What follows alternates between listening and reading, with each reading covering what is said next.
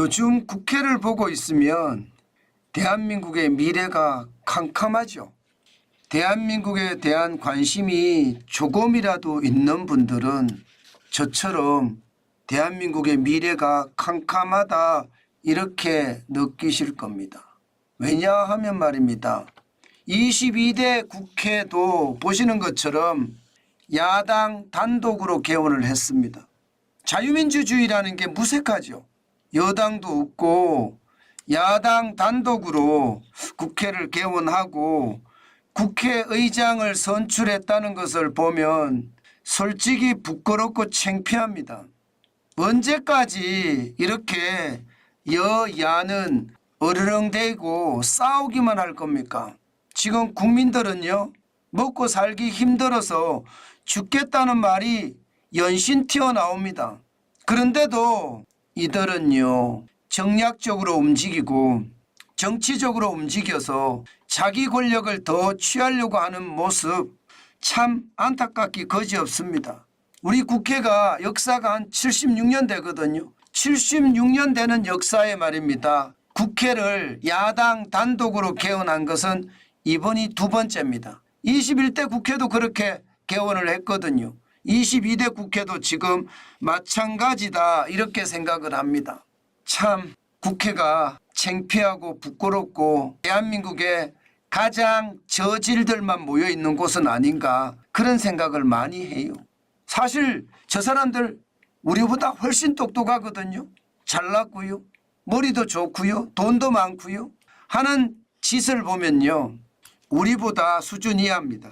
그래서 참 부끄럽다는 생각을 해요. 개인 면면을 보면 뛰어난데 하나의 어떤 조직, 여당, 야당이라는 단체로 보면 질이 멸렬하다. 대한민국의 미래보다는 한두 사람의 권력을 더 쟁취하기 위해서 더 신경을 쓰고 있다. 저는 그런 생각이 참 많이 듭니다. 부끄럽고 창피해야 할 겁니다. 아마도. 국회의장으로 선출된 우원식 더불어민주당 의원은 뭐라고 했는지 아세요?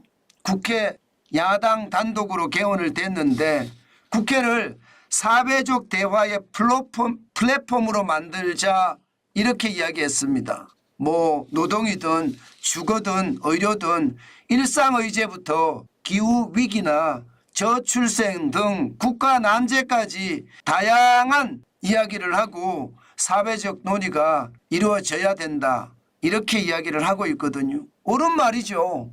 100번, 1000번, 10,000번 옳은 말입니다. 그런데 전제 조건이 있습니다. 야당 혼자서 하겠다고요?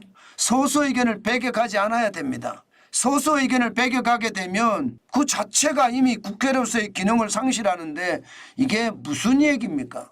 결국 말입니다. 야당은 의석수로 밀어붙여서 완전히 국회를 장악하고 상임위원회도 독식하고 이렇게 가겠다는 거잖아요. 그걸 보면 말입니다. 의회 독재 내지는 의회 폭주 저는 당연히 나오는 말이라고 생각합니다.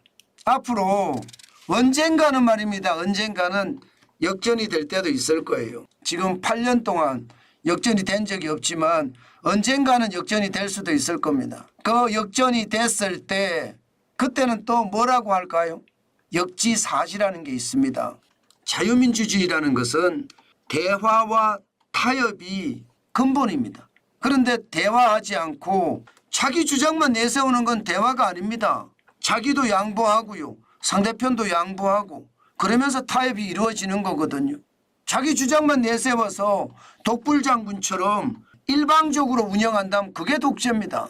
국회를 보고 있으면 대한민국 민주주의가 아직 멀었고 지금처럼 가면 국회 독재가 점점 발전이 돼서 대한민국 사회의 독재까지 이어지지 않을까 저는 그렇게 생각합니다. 뭐 국민이 선택했는데 무슨 말이냐 이렇게 이야기할 수 있지만요.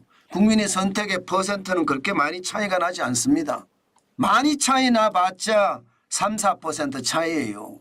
그렇다면 여러분 소수의 의견을 존중하면서 대화하고 또 양보하면서 타협도 하고 그러면서 자유민주주의를 발전시켜 나가는 것 그 어느 때보다 중요하지 않을까요? 최소한 말입니다. 대한민국 국회가 국민 앞에 부끄러운 짓은 하지 말아야죠. 이런 국회의원들에게 앞으로 4년을 맡겨놓겠다니 참 한심하다. 그리고 미래가 암울하다. 그런 생각을 저는 지울 수가 없습니다. 국회가 제대로 작동이 돼야 됩니다. 일방적인 작동이 아니라 쌍방적인 작동, 원활하게 작동이 돼야지 대한민국의 미래가 밝은 거지, 지금처럼 일방적인 작동이 된다는 것은 결국 나라를 더 망해 간다는 뜻으로 저는 해석합니다. 그만큼 말입니다. 국회는 앞으로도 진짜 창피한 일이 더 이상 벌어지지 않았으면 좋겠습니다.